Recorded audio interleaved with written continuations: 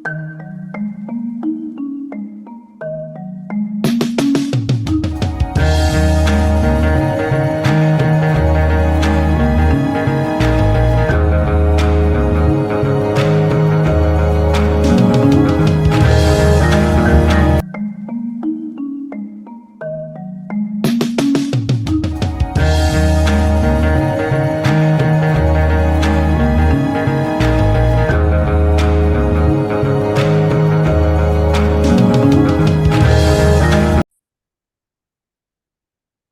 आरती ji, good evening. Good evening sir. अभी जो हम अपनी ये सीरीज कंटिन्यू कर रहे हैं, मैच मेकिंग या रिलेशनशिप्स इन मैरिज, तो इसको हम और पद्धतियों से भी स्टडी करने की कोशिश करते हैं। जैसे आज कुछ हम जेमिनी एस्ट्रोलॉजी से स्टडी करेंगे, कुछ केपी से स्टडी करेंगे, और वैदिक से भी स्टडी करेंगे लोकेशन ढूंढने के लिए कि आपका पार्टनर किस लोकेशन से आपको मिलेगा। जेमिनी एस्ट्रोलॉजी की बात करें तो जेमिनी एस्ट्रोलॉजी कारक पे बेस्ड है, और शादी का कारक जेमिनी एस्ट्रोलॉजी में दारा कारक होता है। और दारा कारक सबसे लोएस्ट डिग्री प्लैनेट होता है। इसमें हम राहु और केतु को नहीं लेते हैं। इसमें हम 7 ही प्लैनेट्स को लेते हैं। जो सबसे हाईएस्ट डिग्री का प्लैनेट होता है उसको हम आत्मा कारक बोलते हैं, और जो सेकेंड हाईएस्ट डिग्री का प्लैनेट होता है उसको हम अमत्या कारक बोलते हैं। हाईएस्ट डिग्री का प्लैनेट आप स्वयं हो। It is all about you, that is your trademark. जो सेकंड हाईएस्ट डिग्री का प्लैनेट होता है वो वेल्थ और कैरियर के लिए गवर्न करता है आपका जीवन में। उसको हम अमत्या कारक बोलते हैं, यानी कि शॉर्ट में एएम के बोलते हैं। तीसरा जो कारक होता है वो भातृ कारक होता है हाईएस्ट डिग्री के हिसाब से, जो आपके सिबलिंग्स और आपकी शॉर्ट डिस्टेंस और लॉन्ग डिस्टेंस जर्नीज को गवर्न करता है। अमत्या कारक सेकंड, 10th और 11th हाउस को गवर्न करता है। जो आत्मा कारक होता है वो फर्स्ट हाउस को गवर्न करता है, और जो आपका भातृ कारक होता है वो आपके थर्ड और 9th हाउस को गवर्न करता है जेमिनी एस्ट्रोलॉजी में। जो चौथा कारक होता है वो मातृ कारक होता है, वो आपके मदर और फादर को होता है। That is the fourth highest degree planet. वो फोर्थ हाउस को गवर्न करता है। और फिफ्थ हाईएस्ट डिग्री प्लैनेट आपका पुत्रु कारक होता है, जो फिफ्थ हाउस को गवर्न करता है और आपके लव अफेयर्स और इन सबको भी गवर्न करता है। जब आपका रिलेशनशिप यानी कि पीके का पुत्रु कारक और आपका एके का बनता है कुंडली में, तो आपका लव अफेयर का योग बनता है। उसमें जो सिक्स हाईएस्ट डिग्री प्लैनेट होता है उसको हम घाती कारक बोलते हैं, और वो जो गवर्न करता है वो छठा भाव, 8वां भाव और 12वां भाव कुंडली में गवर्न करता है। अगर यही, जैसे जेमिनी में स्पेशल दृष्टिज होती हैं मूवेबल साइंस की, फिक्स साइंस की और डुअल साइंस की, अभी मैं डिग्रीज पे नहीं जा रहा, अगर वो आपस में कंजंक्ट हो घाती कारक और आपका डीके, जो मतलब कि अभी दारा कारक आ रहा है जिसके बारे में हम बात करेंगे शादी के संदर्भ में, वो आपका लोएस्ट डिग्री प्लैनेट होता है, यानी कि 7th हाईएस्ट डिग्री प्लैनेट होता है, और वो आपके 7th हाउस को गवर्न करता है। शादी का संदर्भ हमारे 7th भाव से है। तो जब भी एके और डीके का संबंध होता है, वैसे भी जेमिनी में राजयोग बोला जाता है एक, तो वो आपका विवाह के प्रॉमिस को दिखाता है। तो अब हम अपनी पीपीटी पे चल के सबसे पहले हम डिस्कस करते हैं जेमिनी के माध्यम से हमें क्या करना चाहिए कि हमारी जो शादीशुदा जिंदगी है वो मंगल में बीते, खुशियों में बीते। वैसे भी जो सबसे लोएस्ट डिग्री प्लैनेट होता है ना, वो लाइन में सबसे पीछे होता है। आपको उसको सेट करना होता है, क्योंकि अगर वो धक्का मारेगा तो आगे वाला गिरेगा। तो अगर वो उसको पुश करता है तो आगे वाला प्लैनेट एक्टिवेट हो जाता है। तो हमें सबसे लोएस्ट डिग्री प्लैनेट को अपना सेट करके रखना है। अगर आपने अपने जीवन में लोएस्ट डिग्री प्लैनेट अपना सेट कर लिया, तो आपके बाकी सारे प्लैनेट्स अलाइन हो जाएंगे पूरी कुंडली में। तो आपको धक्का कैसे लगेगा? धक्का लगता है उसके कार्य तत्वों को अडॉप्ट करके। शायद आपकी कुंडली में, मेरे को जहां तक याद है, आपका दारा कारक वीनस है शायद, लोएस्ट डिग्री प्लैनेट का। देख लेते हैं एक बार आपकी कुंडली में कि आपकी कुंडली में लोएस्ट डिग्री प्लैनेट कौन सा है। ये आप ही की कुंडली है ना आरती जी? अब यहाँ देखिए, लेफ्ट हैंड साइड पे डिग्रीज लिखी हैं। हाँ जी। इन डिग्रीज में वीनस की डिग्री 00.51 आ रही है। हम्म। So Venus is your dara karaka. और आपकी हाईएस्ट डिग्री प्लेनेट 16 डिग्री पे वो सूर्य है। वो हाँ आपका जी। आत्मा कारक है। हम्म। That is all about you.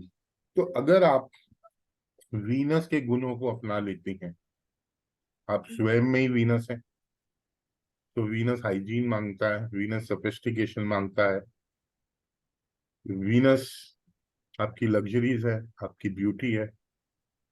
So if you will always dress up well, because Venus is dressing up, you should always wear iron clothes, मतलब कि प्रेस हुए हों या ड्राई क्लीन हुए हों। तो वीनस को अगर आप सेट करेंगे तो आपके आगे वाले प्लैनेट सेट होते जाएंगे। वो आपका दारक कारक है। ओके। परफ्यूम्स वगैरह जितनी सारी चीजें, ऑल्दो 8वें भाव में है वीनस, मृत्यु संजीवनी विद्या भी है। तो अगर आप ऑकल्ट में जुड़ेंगी तो Venus will give you lot of wealth here, because it is in the 8th house as per the लगन कुंडली, and as per the hmm. KP Kundli, it has moved to the 7th house, so which is hmm. again a very very powerful placement for Venus। ठीक है, तो अब हम अपने PPT पे चलते हैं कि हम इन कारकों का डिस्कशन करते हैं जेमिनी एस्ट्रोलॉजी के माध्यम से।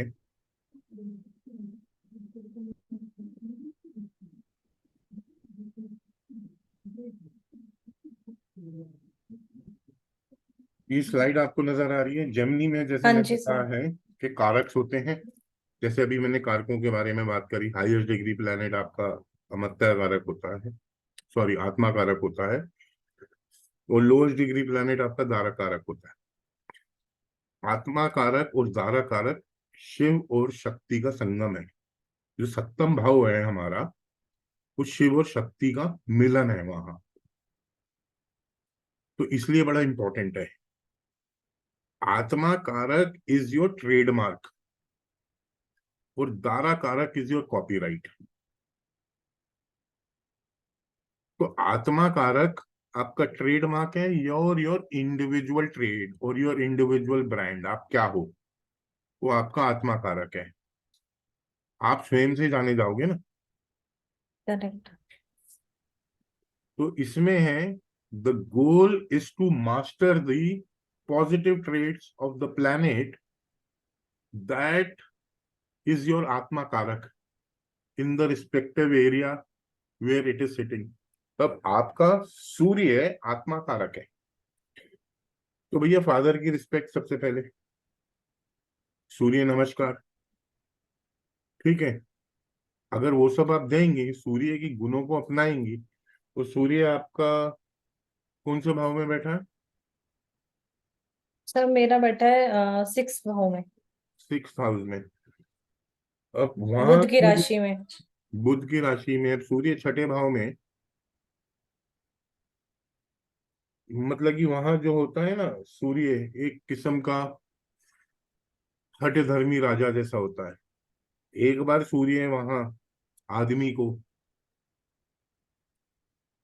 मतलब कि अपनी रोटी पकाने के भी लाले कर देता है। बट सूर्य छठे की एक बात बहुत खास है कि जितनी उसकी इंसल्ट होगी उतना वो बंदा राइज करेगा। मोदी जी की कुंडली में है, जो ऑपोजिशन पार्टी जितना मोदी जी के बारे में अनाप शना बोलते हैं उतना वो राइज करता है। तो सूर्य छठे सर वाले, ये सिर्फ सूर्य छठे का होता है या और भी कोई प्लेनेट का होता है सूर्य ऐसा? छठे का ये स्पेशल प्लेसमेंट है। और इसकी रेमेडी भी लाल किताब बोलती है कि भैया जब आपका बुरा वक्त आ जाए, एक बार सूर्य छठे में दिखाता है ऐसा बुरा वक्त आदमी को कि अपनी रोटी के खुद ही लाले पड़ जाए, तो आदमी को एक भिखारी का रूप धारण करके किसी मंदिर या गुरुद्वारे या मस्जिद के बाहर जाके खड़ा हो जाना चाहिए। और कोई भी उसको 1 रुपया दे, 2 रुपए दे, वो पैसे अपने पास रख ले अपने वॉलेट में। उसके बाद उसका कैरियर और उसकी जिंदगी में दोबारा राइज चालू हो जाता है। तो आपका आत्मा कारक आपकी, देखो सबसे पहले तो उस ग्रह को आपको रिस्पेक्ट देनी पड़ेगी। अगर आपको इंडिविजुअल ब्रांड बनना है खुद में, जब तक वो नहीं दोगे अपने आत्मा कारक को, तब तक आप ब्रांड नहीं बन पाओगे, क्योंकि वो आपका ट्रेडमार्क है। अब जो दारा कारक है वो आपका कॉपीराइट है, यानी कि वो आपके ब्रांड को प्रोटेक्ट करेगा। जैसे शिव शक्ति का जो मिलन है, शिव जी अधूरे हैं शक्ति के बिना, तो ऐसे ही आत्मा कारक अधूरा है दारा कारक के बिना। तो अगर आप अपने ब्रांड जो भी बनाया है उसको प्रोटेक्ट करने का काम दारा कारक का होता है। दारा कारक विल सपोर्ट, आप सन की क्वालिटीज को इनहेरिट करेंगी, it will support your dara karaka, your husband, your boyfriend, whoever it is. So Dara Karak qualities, to adopt Dara Karak properties wherever it is sitting and in the house where it is sitting. तो उसमें आपका जो brand है individual, it will be supported. अब कुछ जो gaps रहते हैं आदमी के जीवन में, वो पूरे होते हैं दारा कारक से ही। जब शिव और शक्ति का मिलन होता है तो ही और किसी प्रकार की कोई उत्पत्ति होती है, देर इज अ क्रिएशन उनके मिलने से। तो उनके मिलने से जब आपको क्रिएशन हो जाता है, देन these गारा कारक एंड द मत्या कारक, they come together.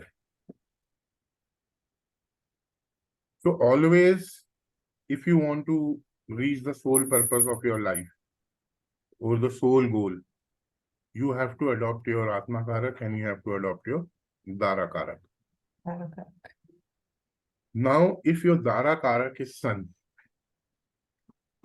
आपको जो कंसिडर करना है,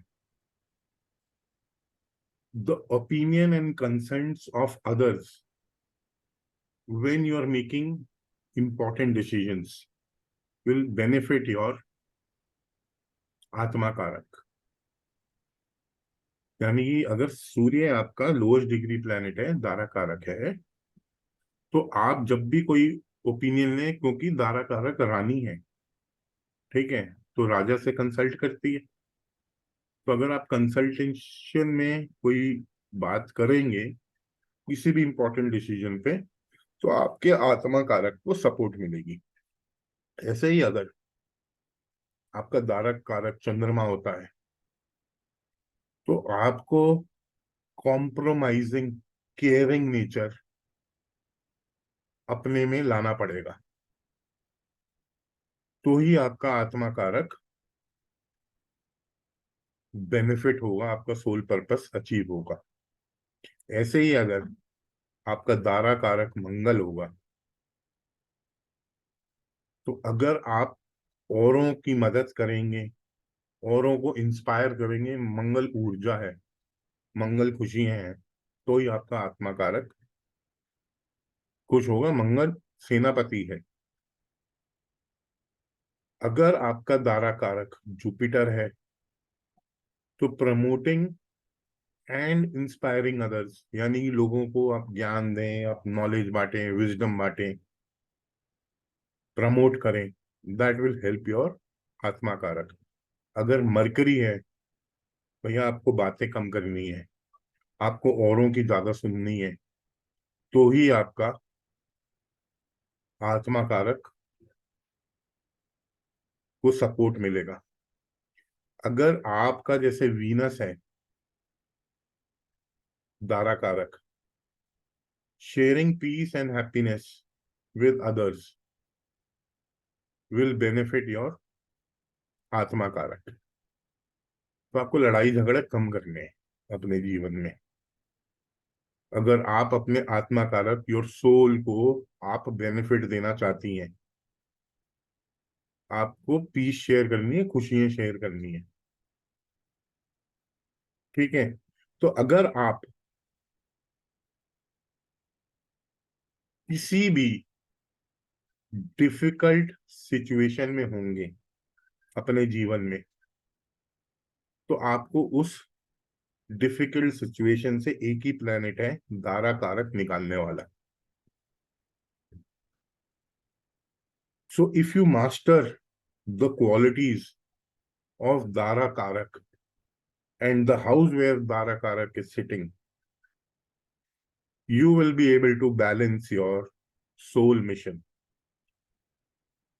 So even for marriage, if you want a good marriage, you just balance your Dara Karak. So aligning the Dara Karak, the lowest degree planet, which is responsible for your happy and prosperous marriage, you just have to align that planet. तो इतना था हमारा Gemini में। बाकी Gemini की जब हम और चीजें पढ़ेंगे तो बहुत सारी चीजें आएंगी, योग्स आएंगे। अगर अब आपको जानना हो कि आपका पार्टनर कहाँ से आएगा, आपका लाइफ पार्टनर, तो हम केपी के माध्यम से भी जान सकते हैं। केपी में भी हम सप्तम भाव लेते हैं शादी के लिए, और केपी में हम 7th CSL को रेफरेंस देते हैं शादी के संदर्भ में। अगर आपका 7th CSL या उसका NL भी ले सकते हैं, जैसे केपी में हम कहते हैं कि अगर प्लेनेट टेनेंटेड होगा तो वो अपने नक्षत्र द्वारा रिजल्ट देगा, यूटी होगा तो खुद भी देगा और उसका नक्षत्र भी देगा। तो जहां मैं आपको ये बोल रहा हूँ आपका 7 CSL लॉर्ड या फिर उसका नक्षत्र अगर पहले भाव में बैठेगा, तो ये व्यक्ति स्वयं एफर्ट्स करेगा अपनी शादी के लिए। पहला घर इंडिपेंडेंस होती है क्योंकि वो स्वयं होते हो। तो ये प्लेसमेंट आपके 7th CSL लॉर्ड की या उसके NL की पहले भाव में टूट फूट की तरफ इशारा करता है, और खुद के द्वारा मैरिज दर्शाता है। बट स्पाउस की जो हेल्थ होगी वो अच्छी होगी। आपको जो पार्टनर भी मिलेगा, आपको जो जीवन साथी मिलेगा, वो सेल्फ सेंटर्ड होगा, अफेक्शनेट पार्टनर होगा, बट ये टूट फूट की तरफ भी इशारा करता है, और खुद ही आप प्रयास करोगे अपनी शादी का। अगर 7 CSL या उसका NL सेकेंड हाउस में बैठेगा, तो बड़ा ही कार्मिक पार्टनर मिलेगा आपको, वेल्दी होगा, ड्यूटीफुल पार्टनर होगा, ड्यूटी निभाएगा, नॉलेजेबल होगा,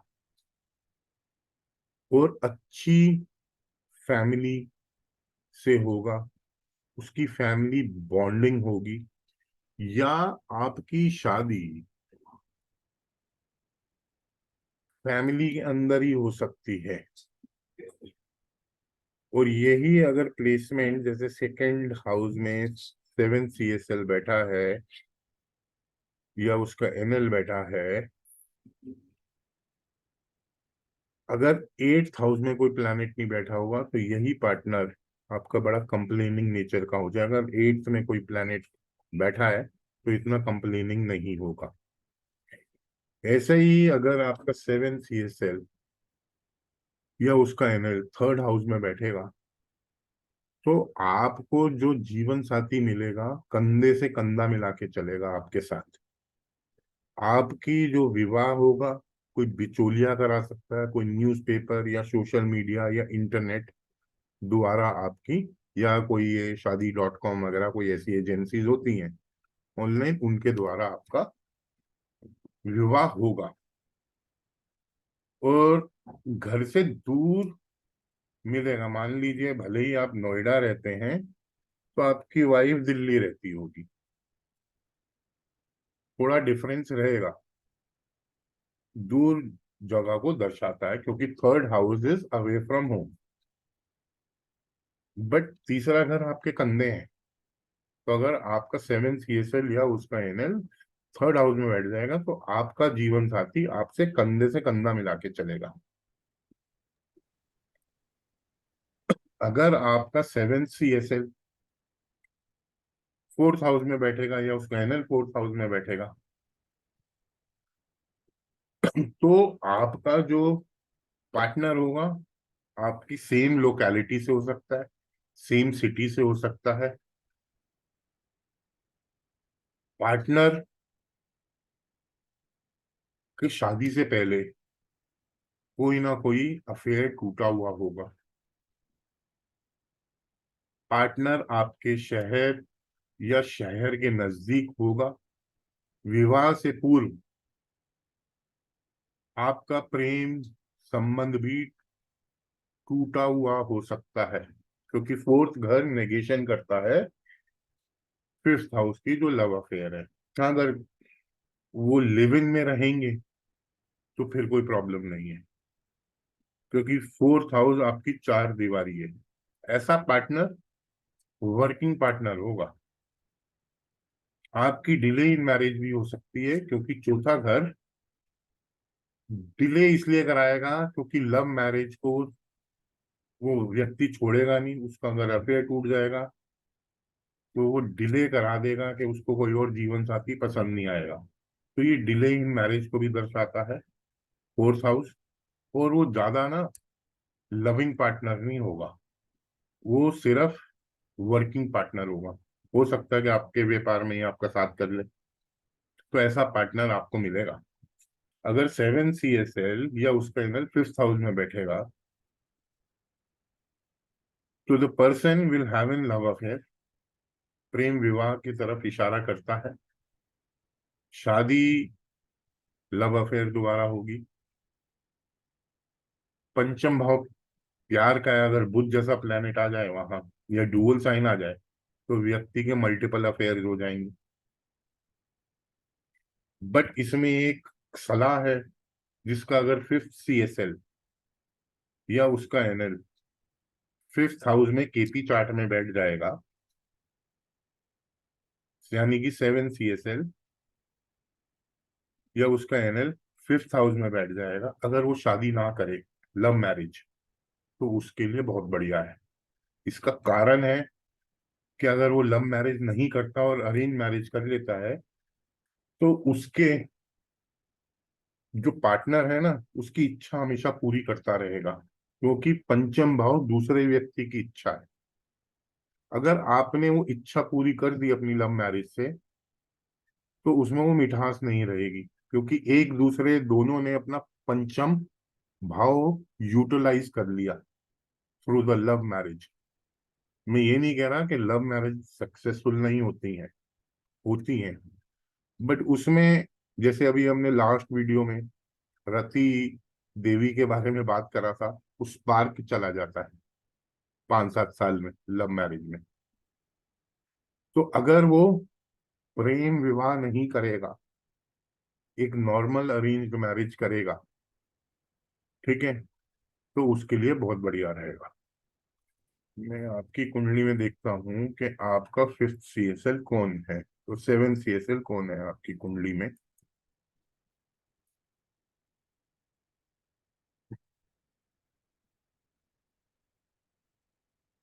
आपका ये देखिए 7th CSL राहु है, आरती जी। और राहु का जो नक्षत्र लॉर्ड है वो मंगल है। राहु का नक्षत्र लॉर्ड मंगल है, और ये दोनों पंचम भाव में बैठे हैं, आरती जी। 7th CSL राहु भी पंचम में बैठा है, इस केपी चार्ट में देखिए, और मंगल भी पंचम भाव में बैठा है। राहु यूटी भी है, खुद भी रिजल्ट दे रहा है, और मंगल भी रिजल्ट दे रहा है। तो ये दर्शाता है कि आपका प्रेम विवाह होगा। बट अगर आप प्रेम विवाह नहीं करेंगी, एक अरेंज मैरिज करेंगी, तो आपकी शादी बहुत बढ़िया चलेगी। ठीक है, लव अफेयर तो दिखाता ही है कि पंचम में चला गया सप्तम का स्वामी, और वो भी राहु जैसा प्लेनेट। तो क्योंकि आप दूसरे व्यक्ति की, अपने पार्टनर की फिर इच्छा पूर्ति करती रहेंगी।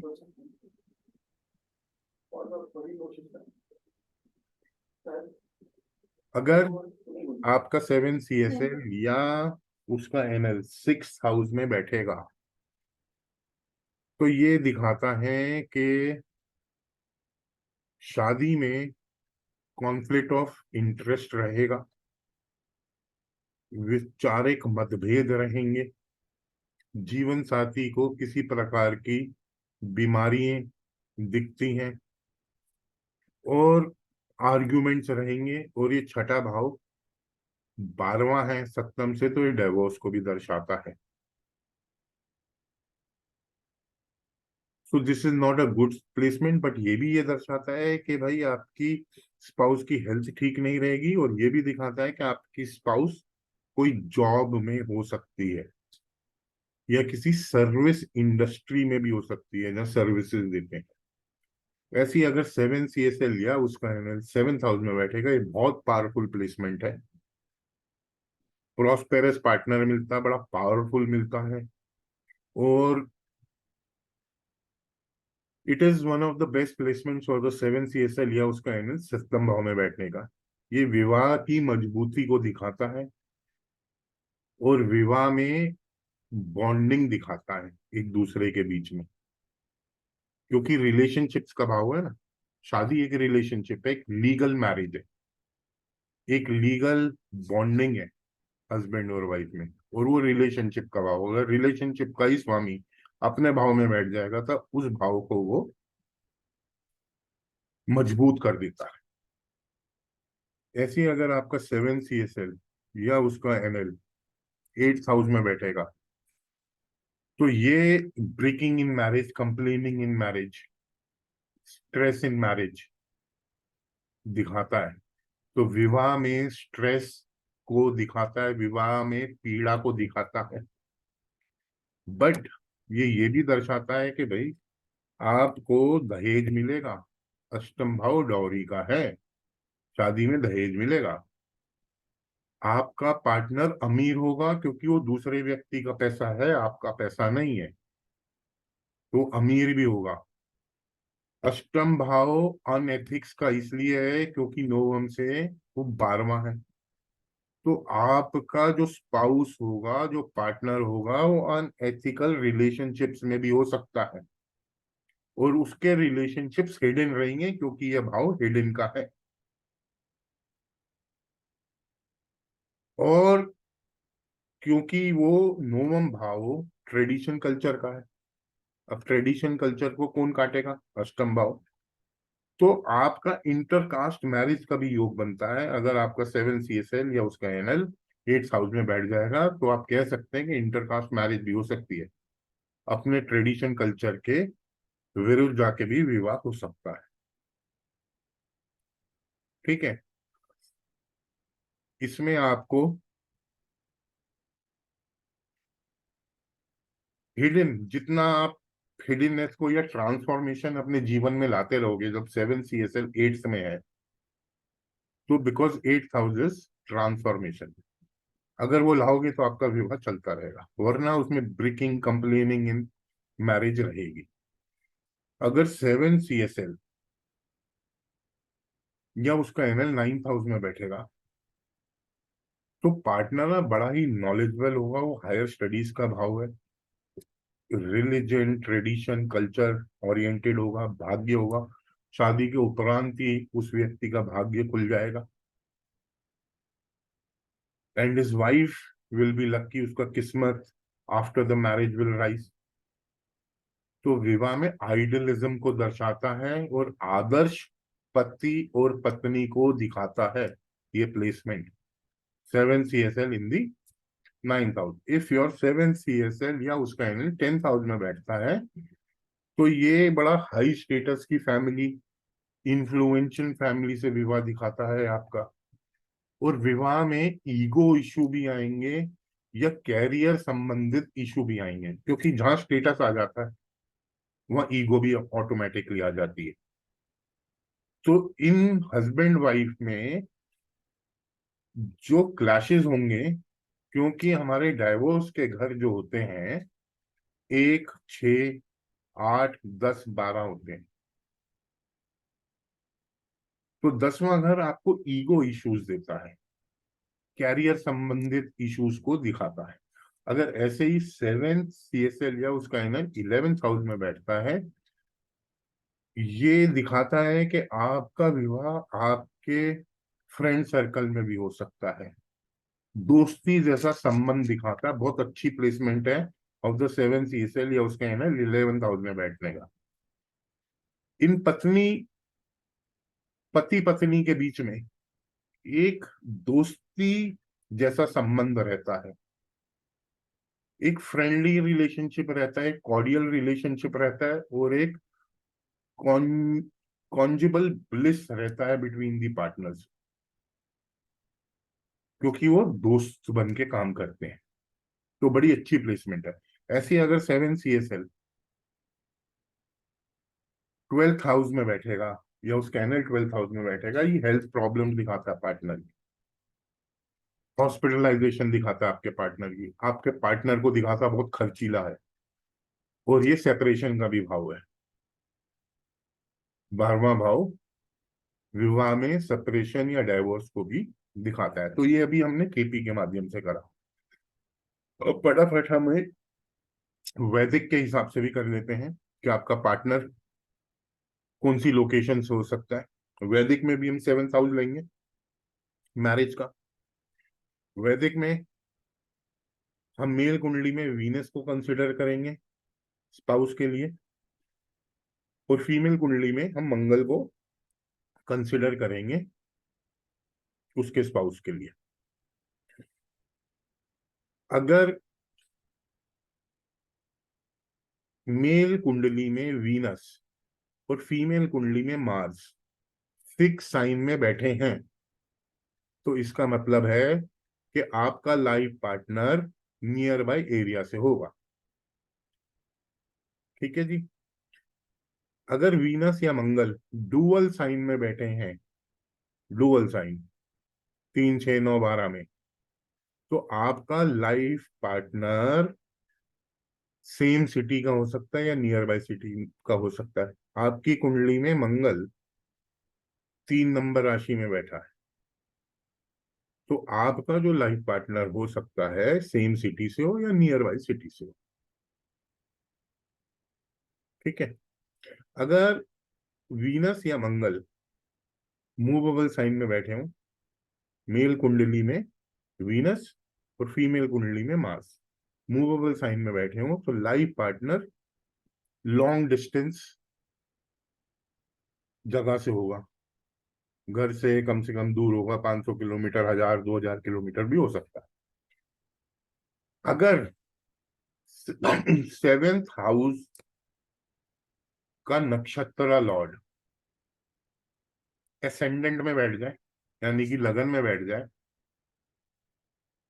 या एसेंडेंट से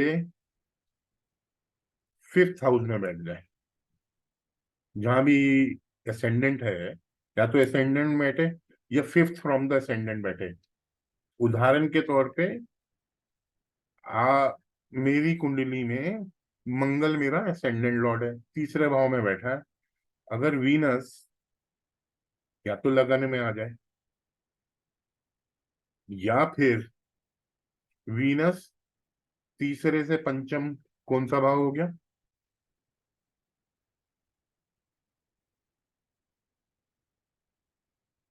7th हाउस। 7th हाउस में बैठ जाए, तो मेरा पार्टनर सेम सिटी या सेम लोकेशन से हो सकता है। ठीक है। अगर 7th हाउस या यानी कि 7 CSL अगर हम बोले, उसका स्टार लॉर्ड या उसका नक्षत्र Lord 9th from the 7th house में बैठ जाए, या तो 9th हाउस में बैठे या 12th हाउस में बैठे फ्रॉम द असेंडेंट, असेंडेंट से 9वें भाव में बैठ जाए, जहां भी असेंडेंट बैठा है, या 12वें भाव में बैठ जाए, तो ये दर्शाता है कि फॉरेन लैंड से हो सकता है आपका स्पाउस, या फिर दूर होगा, डिस्टेंट प्लेस से होगा, नजदीक से नहीं होगा। अगर ऐसे ही 7th हाउस का नक्षत्र लॉर्ड, यानी कि आप 7 CSL भी बोल सकते हैं, उसका स्टार लॉर्ड या नक्षत्र लॉर्ड तीसरे भाव में बैठ जाएगा, तो आपका स्पाउस या पार्टनर नियर बाय सिटी से हो सकता है। अगर चंद्रमा वीनस और मार्स के ट्राइन में आ रहा है 159, 2610, 3711, 4812 में, तो ये भी दर्शाता है कि आपका पार्टनर डिस्टेंस या फॉरेन लैंड से हो सकता है। अगर राहु 7th भाव में हो, मतलब कि असेंडेंट से 7th भाव में हो, और राहु पे कोई बेनिफिक एस्पेक्ट नहीं आ रहा हो, then the partner will be out of caste and creed, या फिर उस हस्बैंड वाइफ, उस कपल में डिफरेंस होगा एज का बहुत ज्यादा, कोई छोटा हो सकता है, कोई बड़ा हो सकता है, या कोई हिंदू हो सकता है, कोई मुसलमान हो सकता है, कोई सिख हो सकता है। तो ये थोड़े वैदिक के हिसाब से मैंने बताया कि लोकेशन ऑफ योर पार्टनर्स आप कैसे इसको डिफाइन कर सकते हैं। तो आपको वैदिक में वीनस मेल चार्ट में लेना है, और फीमेल चार्ट में आपको मंगल को लेना है।